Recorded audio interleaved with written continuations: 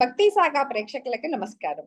మనం ఈరోజు కార్తీక మాస విశేష కార్యక్రమాల్లో ఇంకొకటి ప్రత్యేకంగా జరిగేటువంటిది దీపదానం. సహజంగా ఏకాదశి రోజు, కార్తీక పౌర్ణమి, ద్వాదశి ఇలా ముఖ్య తిథుల్లో ఈ కార్తీక మాసంలో దీపదానం చేస్తూ ఉంటారు. ఎందుకండి దీపదానం చేయటం అంటే, సహజంగా నిజం చెప్పాలంటేనండి, పూర్వకాలంలో ఇంతగా ఇళ్ళల్లో లైట్లు ఇయన్నీ ఉండేవి కాదు కదా!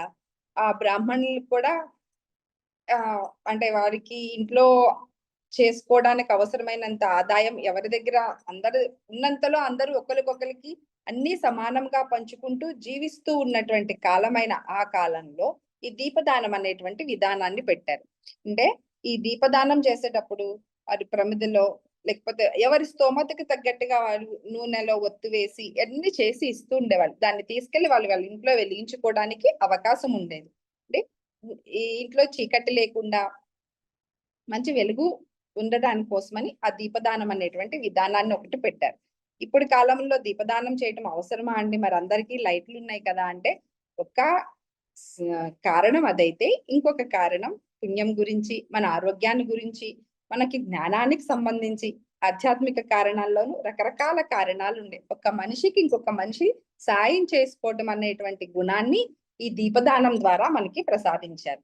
అంటే అందరూ సహజంగా బ్రాహ్మణుల వృత్తి ఏముంటది? వారి దేవాలయంలో అర్చకత్వం చేయటం, వేద మంత్రం పఠించడం, ఈ పనిలోనే వాళ్ళు ఎక్కువగా ఉంటూ ఉండేవాళ్ళు కాబట్టి సంపాదన లక్ష్యంగా వాళ్ళు పనులు చేసేవాళ్ళు కాదు.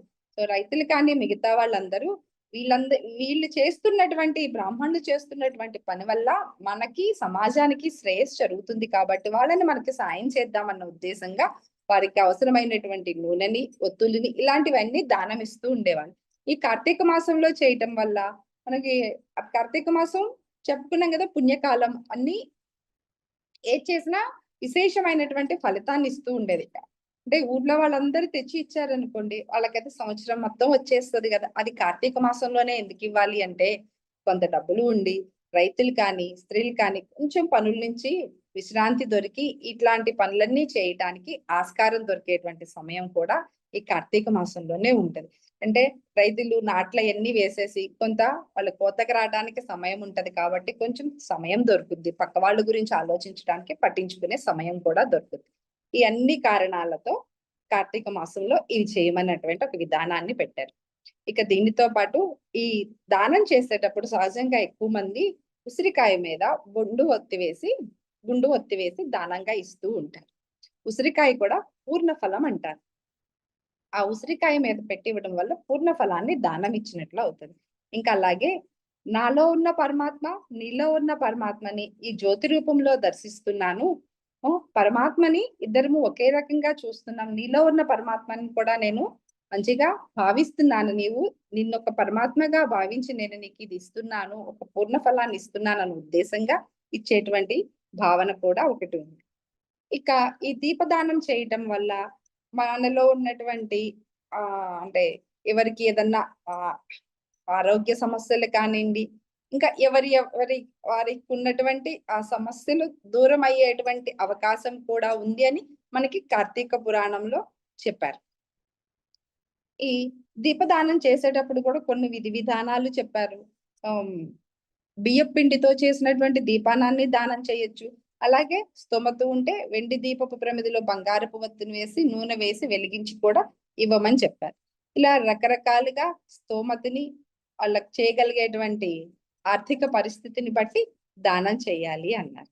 కావాలంటే ఇవాళ రోజుల్లో దీపదానం అన్నారు కదా అని ఎవరికన్నా అవసరమైతే ఇంట్లో కరెంటు వ్యవస్థను ఏర్పరిచే విధానం కూడా దీపదానం కిందకే వస్తుంది. అలా కూడా చేయొచ్చండి మనం చేసే అవకాశం ఉంటే, చేయగలిగితే.